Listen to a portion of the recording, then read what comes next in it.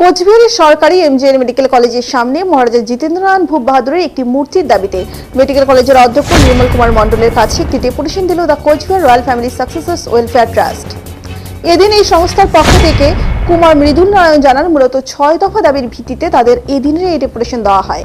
কার্যত তার মধ্যে হাসপাতালের সুপরিষেবা, মহারাজা জিতেন্দ্রনারায়ণ ভূপ বাহাদুরের মূর্তি স্থাপন সহ একাধিক দাবি ছিল। তিনি আরো বলেন, বিষয়টি আগে থেকে চিন্তাভাবনা করে রেখেছিলেন তারা। তাদের এই চিন্তাভাবনায় অত্যন্ত খুশি the Cooch Behar royal family সাকসেসর্স welfare trust.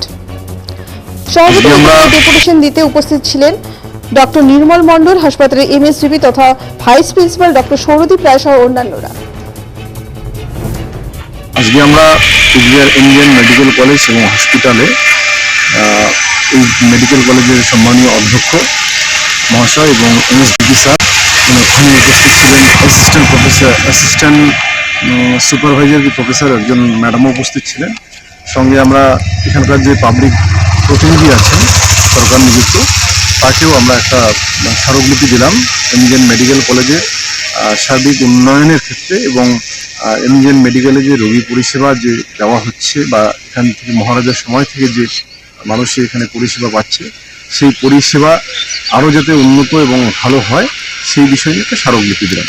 পাশাপাশি আমরা একটা দাবি রাখলাম যে এখানে যেহেতু প্রজাবৎসল মহারাজা জিতেন্দ্র নারায়ণ ভূপ বাহাদুর নামে এখানে এই হসপিটালটা, তারও একটা পূর্ণবয় মূর্তি এখানে যেন প্রতিষ্ঠা করা হয় এবং পুরোনো যে বিল্ডিং আছে সেখানেও যদি একটা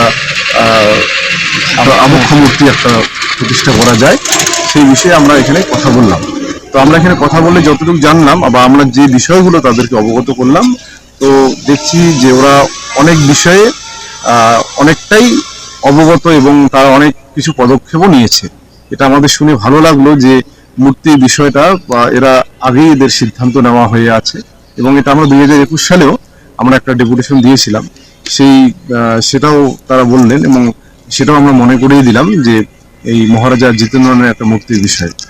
আর পাশাপাশি আমরা যেটা উল্লেখ্য দাবি রাখলাম সেটা হচ্ছে যে এখানে যেহেতু একটা কুচবিহার একটা পুরনো এই এমজিএন মেডিকেল কলেজ একটা পুরনো হাসপাতাল, তো সেখানে বহুদিন থেকে বহু রোগী পরিষেবা পেয়ে আসছে। তো সেই পরিষেবাগুলো এখন যেমন আধুনিক আকারে হচ্ছে, সেই আধুনিক আকারে সেগুলো পাবে, অবশ্যই পাবে সেগুলো। পাশাপাশি এখানকার যে ইতিহাস যেটা আছে, যেমন এখানে কারমাইকেল ওয়ার্ড যে ফলকগুলো আছে বা আউটপোস্টের যে ফলকগুলো আছে, এগুলো যাতে সংরক্ষণ করা হয় বা যেটা মাটির নিচে চাপা পড়ে গেছে সেটাকেও যাতে পুনঃস্থাপিত করা হয়।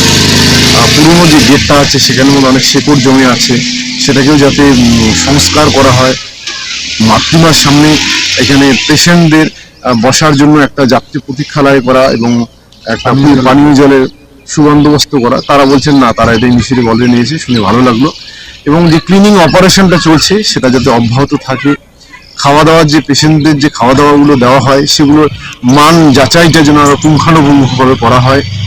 এবং এখানে একটা অ্যাম্বুলেন্স ফেয়ারের বিষয় আছে, যে ফেয়ারটা এক এক পেশেন্টের কাছে এক এক রকমভাবে নেওয়া হচ্ছে, সেটাও তাদের বললাম। যদিও বললে এটা তাদের এখতিয়ার নয়, এটা সিএমওইচ বিভাগের, তবুও আমরা এনার মাধ্যমে যাতে ওই কথাগুলো ওঠে সেখানে, সেটা আমরা বলবো। আমরা অবশ্যই সিএমওইচ সাহেবের সঙ্গে এই বিষয়ে কথা বলবো। এই সার্বিক এই হসপিটালের ডেভেলপমেন্ট নিয়ে আমরা আজকে তাদের সঙ্গে মিলিত হলাম খুব ফলপ্রসূ আলোকে।